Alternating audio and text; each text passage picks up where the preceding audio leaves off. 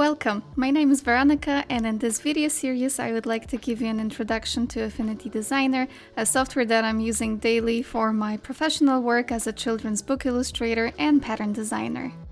This video mini-series is designed specifically for those of you who are completely new to Affinity Designer. In this video, I will guide you through the Affinity Designer homepage interface. This is a central hub where you will create, organize, and manage all your design projects. So here you can start a new illustration, you can open an existing file, you can explore templates, and this is basically where everything begins. I will show you how to navigate this space and set up your workflow for success. So let's dive in and make it easy for you to get started. So for starters, you need to register your app and you will acquire an Affinity ID. Whenever you want to check the status of your account, you go here to this lower left corner and you click Account. This window will also show you which version of Affinity Designer you have, and it will give you the information about your operating system and the Affinity ID.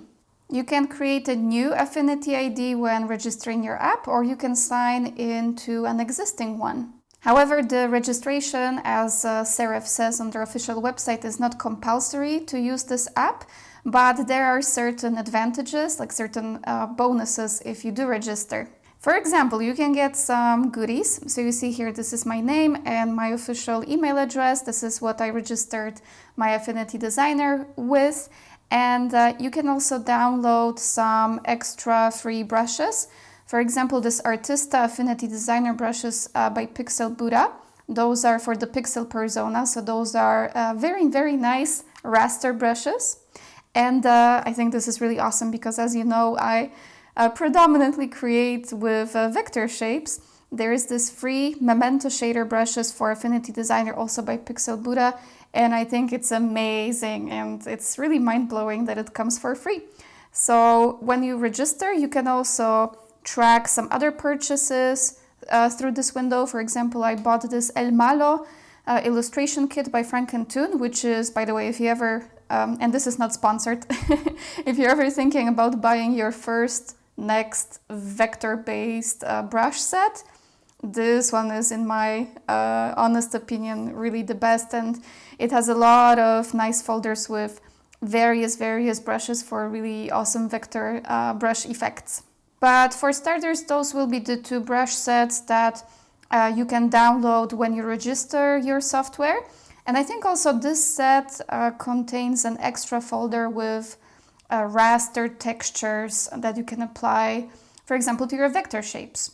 So when you purchase some content from the Affinity or the Serif store, such as brush packs or assets files, they can be very easily installed manually or automatically, and they will be available to use at all times. Okay, but now let's close this window and let's have a look at our home page. Upon opening Affinity Designer on your iPad, you will see its home screen. And here you can see the icons on the left to create, open, or manage documents.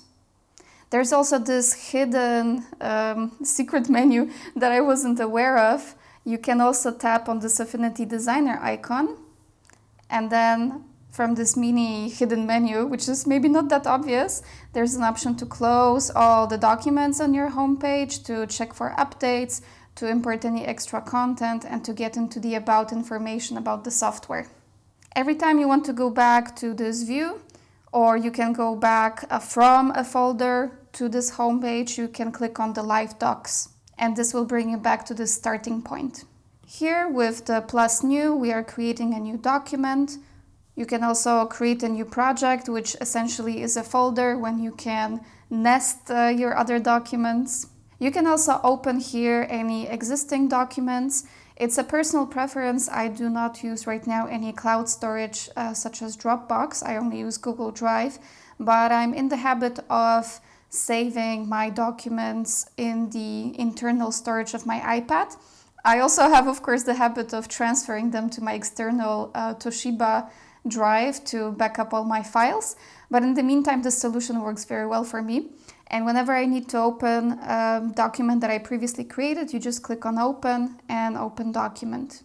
For example, here, again, on my iPad storage, I have a dedicated folder for this year, 2024, for Kids Portfolio, and I can just scroll and have a look at any documents that I created previously that I would like to revisit or rework.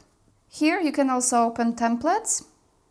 I also have a folder for my pattern templates, for example, but I also have some templates for managing my website portfolio or some digital portfolio pages. For example, this is my template to manage patterns from a given collection.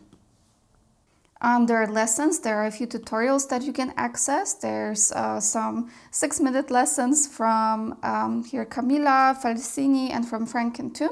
So when we open, for example, this, there's a very handy tutorial built on Affinity Designer artboards that you can go through. And here you can also explore some featured work. You can enter this document, this illustration, and you can also have a look at how it was done. You can go to the layers panel and you can analyze it. Here you have the help center. I usually, if I need to check something fast or there's something new added to the program, I usually just stick to this help button here, and there's like a whole menu of topics covered. You can just, get a coffee, take a break, and read through whatever you might be looking, whatever information that you might be looking about the program. And then you just hit this X button to go back again to our live docs. So now we are still in the lessons window. To go back, we click again on live docs. Now those 2 documents that I opened from this lessons folder, now they landed onto my homepage. They are not saved yet. If I wanted to save it for future reference or to my storage or cloud storage, I would have to go to the hamburger menu, save or save as, and then they would be saved. If they're not saved and you are just hitting this X sign, then you're just closing without saving. You don't have it saved anywhere. And a general tip that I can give for the nice maintenance of your homepage is to close any projects that you had like months ago or even years ago. If you don't need them on a regular basis, just close them by clicking this X symbol. Save them if you have to before. And then whenever I need to revisit an older illustration of mine, I go to the Open menu here and I open the document and I look for it in my storage. Another advantage of working just with my internal storage for now is that it doesn't rely on any internet connection. So in this lesson, we had a look at our account window, and we also had to look at this main left side menu of our homepage. Now in the next lesson, we will be talking about creating new documents.